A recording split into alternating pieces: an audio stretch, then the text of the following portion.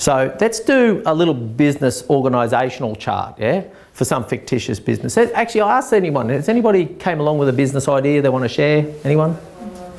I want to start a mushroom farm. Mushroom farm, okay. Let's do mushroom farm, yeah? So what do you do primarily at a mushroom farm then? Well, you go to sterilise the substrate with mushroom food. Yeah, mushroom food. You've got to, well, we also have to acquire it. Acquire? Yes, there are certain ingredients for certain mushrooms. Oh, okay. The lifespan mushroom, they grow best with hardwood pellets and soybean husks. Okay. Yep. So the soil, or what, you don't even call it soil, it's the base or something. Yeah? What else you got going on there? So what else is involved? You've also got to make sure that the food doesn't become contaminated by trichodermia. So it's sort of a weed fungus. Okay. So it's maintenance of what's going on? Yeah. Okay. And then what happens after that? Once it gets big enough, you can pluck it. You can probably sell it wholesale. Yeah. Okay. So there's places over in West End where they would have to pay for that sort of thing. Yeah. So presumably you're going to actually harvest. Yeah, is what you're talking about. Harvest them. Okay. If you don't have an immediate buyer, you can put them into packets. You can put them into packets. Yeah. Mm-hmm. You can actually make jerky, like you can make mushroom jerky, like how you can make beef jerky. Okay. And obviously at some point here you're going to deliver it, yeah? Mm. Now you mentioned something here and I didn't write it down. What was the one I missed? What's the one that I didn't write down? He mentioned. Still, exactly. So okay. So this is where it gets interesting already, yeah? Because up here, I'm going to bracket this all under, and this is as I said, this is a bit of an organisational chart. I'm going to bracket that under production, yeah? So this is the business of producing mushrooms, yeah? In a nutshell. There's a bit more to it, but that's it. Now, we've got to sell those mushrooms, haven't we? So let's build ourselves a sales department. Sales department. Okay, what's the first thing you do in terms of selling something? Look for clients. Look for clients, so prospecting in classical parlance. Then what do you do? Contact them, business card. So and this even, so that's identify, ID them. Then you're going to contact. Thanks. Yep, what else? Once they say yes, you negotiate the right. Negotiate prices. Yeah, quote, price.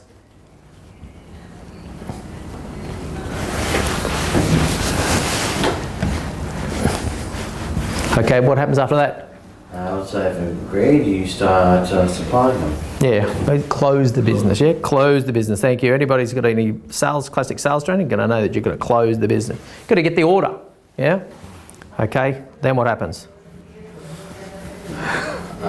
Repeat. No, we've got to get them some mushrooms, haven't we? Delivery. Yeah, so we've got a process order, yeah?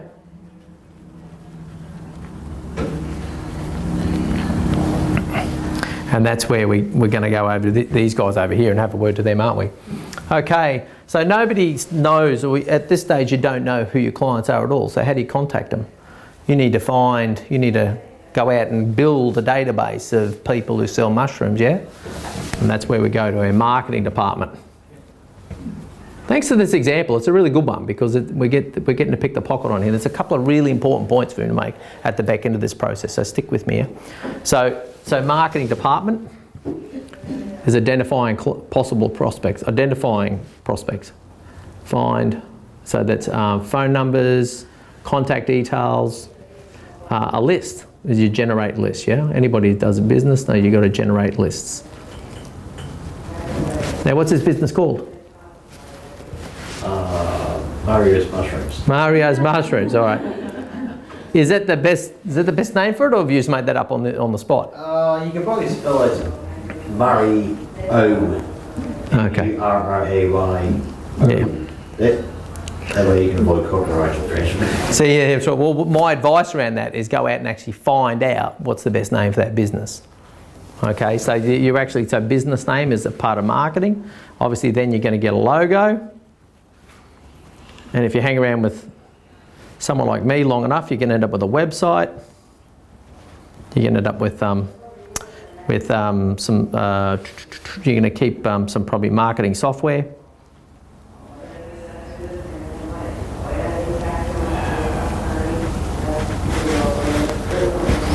And look, it goes on and on. To ask a marketing consultant, I'll tell you that is a can of worms. That's just going to go on and on and on, yeah? Okay. A little bit early, Amy. Well, I've still got a couple of columns to go yet. Let me know, okay? All right. Before you wipe it off. Yeah, I will. It's good because this is actually the crux of what I actually brought you all the thing. This is why what's another department that we haven't got so far? Anyone? Distribution. Yeah, we're closed. Finance. Finance. Manufacturing. HR? Oh, no, we don't need that. Well, stick with me, man. Stick with me. HR. Okay. Finance. What's finance a part of? Accounts. You've got an accounts department. Okay. So what are the accounts department? Hit me some other stuff accounts is doing.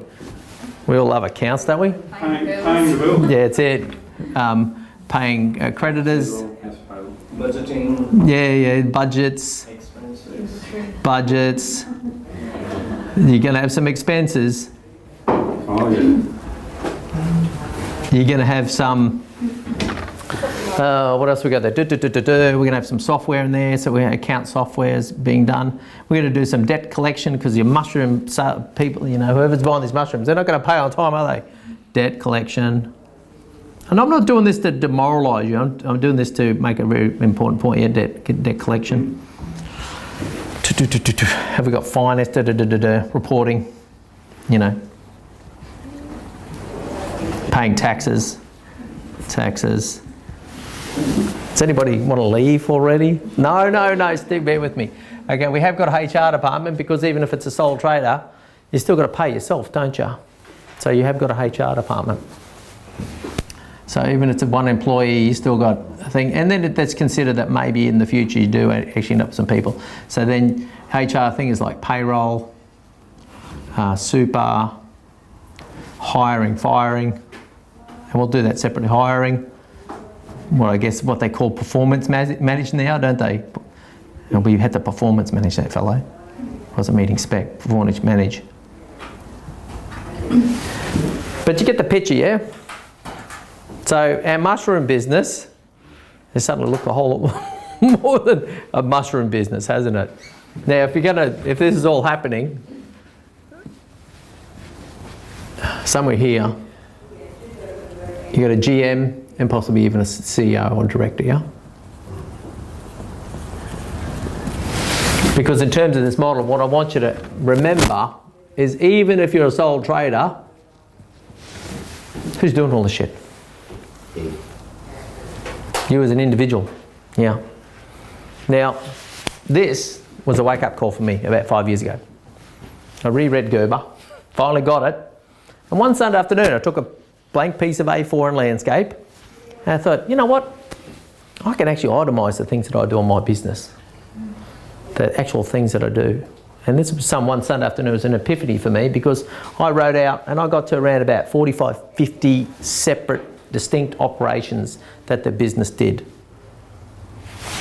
Now, what did I do at that point? I was like, holy shit. No wonder my head's a mess. Because I was trying to do 45 or 50 separate tasks all by myself. Now, am I the best person to do each and every one of those tasks? Never. There's so many better people around to do certain things for me. So, have I already made an impression on you about this? Mm-hmm. So, if you start up a small business and tend to do it all yourself, prepare yourself to be busy. Prepare yourself to be stressed out because you're going to have a whole lot of pain trying to keep up with all this. All right? So, sure, kick off in that way, but don't do that for long because you're going to identify what your business is doing and then start shoving it off in the direction of other people. So, yeah, take a photo. Yeah, because I'm going to scribble on it some more. Now, while you're doing that, what in there wouldn't you want to do? burnout. No, that's, out of which of these tasks wouldn't you want to do? At the top, run the business. The ones you're not skilled at. What on there scares you? Or what do you say? What do you look at there and you go, I don't know how to do that? Just pick one. HR. HR. Okay. How do you solve your HR problems? Outsource it to an agency or something. Exactly. And I can put you onto several HR consultants. I've got them on my phone. Now they always, you know, we know the HR consultants already, a marketing consultant, building consultant, op production consultant, sales people. We all think, wow, that's going to cost me a whole lot of money, isn't it? Because we expect, we see salespeople getting 100 grand a year base plus commissions. We see HR consultants who come at you with like, oh no, look, my base retainer for that is like $1,000 a month and then plus hourly rate or something like that. So, but that's not actually the case. What I can tell you for free, and it's something I've achieved as I've stepped up through my business and actually then shrunk it back down as it's happened, is through outsource.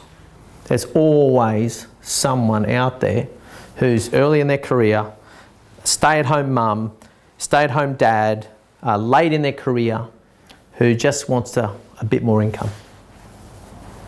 And so you can pick up people all over the place here.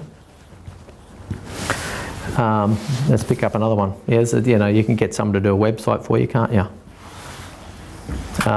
You can even, you know, if you're getting too busy, you don't want to do deliveries, you've got someone else who's an Uber driver who's not making enough bucks at Uber, who's prepared to drive your mushrooms across town, isn't he?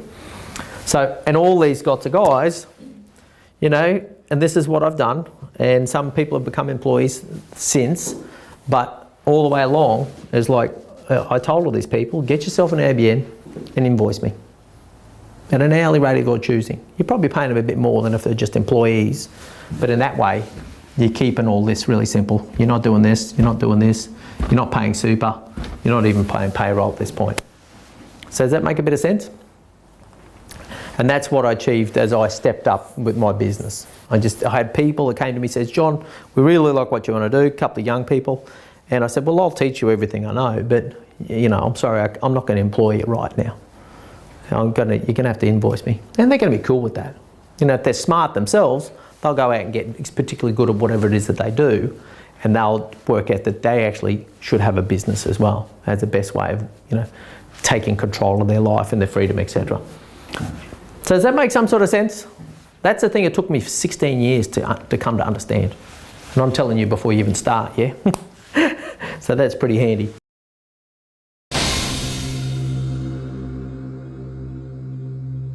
Hey, thanks for watching another episode of the East Central Business Show. What we'd love you to do is subscribe if you're watching us on YouTube, and go look for other videos we're doing. If it's on some other channel like LinkedIn, where we love to talk to you and educate you through great episodes, then please follow and watch out for more episodes. We'll see you next time.